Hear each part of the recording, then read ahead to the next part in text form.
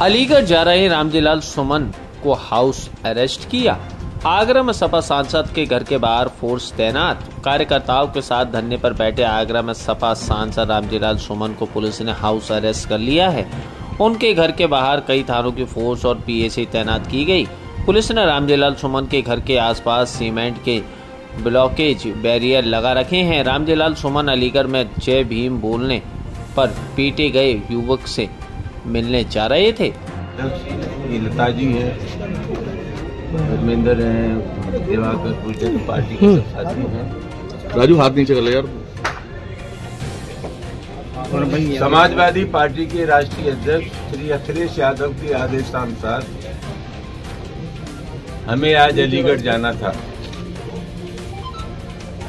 लेकिन मुझे बेहद अफसोस के साथ कहना पड़ता है कि सुरक्षा के नाम पर हमें नजरबंद कर दिया गया है। हमारी जो गतिविधियां थी बाहर जाने की, लोगों के दुख में शरीक होने की, लोगों के पास जाने की, वेदना व्यक्त करने की, उन सब चीजों पर विराम लगा दिया है। और यही वजह है कि आज जानबूझ करके हमें अलीगढ़ नहीं जाने दिया जा रहा है। घटना 26 अप्रैल की है।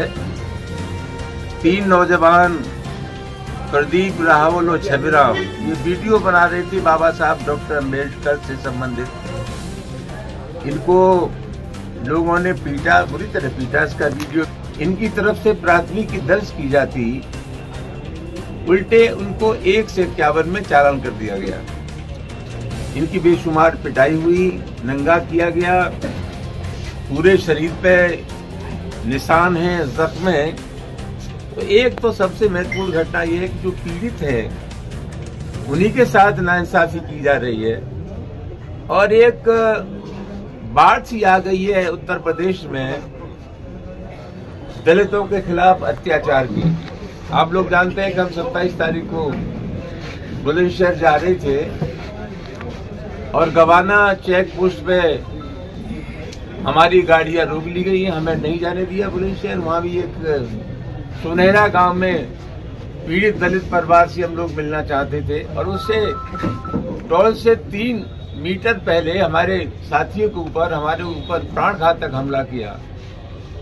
वहां पुलिस ने कहा कि बहुत सख्त कार्रवाई होगी, लेकिन कुछ लोगों को, 3-4 लोगों को 1 से 51 में पकड़ करके इनको तत्काल छोड़ दिया गया। अपराधियों के साथ बिल्कुल मेहमानों जैसा व्यवहार हो रहा है। हमें प्रतिपक्ष का भी अनुभव है और सरकार का भी अनुभव है।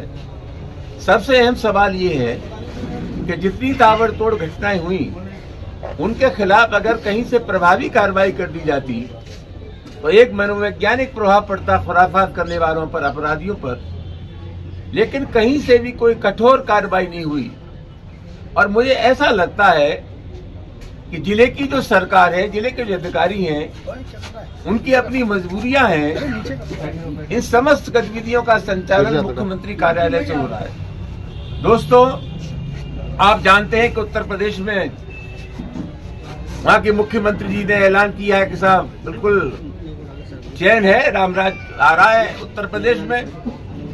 हम समाजवादी पार्टी के कार्यकर्ता हैं और जनता है। जनतंत्र में जनता सरकार भोगती है और जनता ही सरकार को बनाती है। उत्तर प्रदेश की स्थिति ठीक नहीं है और मैं समझता हूं हम लोगों का जो आकलन है उससे ज्यादा सटीक और सही आकलन सुप्रीम कोर्ट का है, जिसने टिप्पणी की है कि उत्तर प्रदेश की स्थिति बद से बदतर है। तो कुल मिलाकर के अपराधियों के हौसले बुलंद हैं। ये जनतंत्र की हत्या है। समाजवादी पार्टी के लोग मिलना चाहते हैं, जो पीड़ित लोग हैं। जानबूझ करके हमें गिरफ्तार कर लिया गया या रोक लिया गया है और एक नोटिस हमें थमा दिया गया है कि वहां अनुमति नहीं है आपके जाने की, लिहाजा आप लोग नहीं जा सकते। मामला बहुत गंभीर है और मैं ऐसा मानता हूं जो सरकार का मिजाज होता है, सरकार के मिजाज से ही सामाजिक शक्तियों का संचालन होता है। कहीं न कहीं से अपराधियों में ये संदेश है कि उत्तर प्रदेश की सरकार उनके मिजाज की सरकार है, उनके दिल की सरकार है, उनके दिमाग की सरकार है, उनकी जहरियत की सरकार है।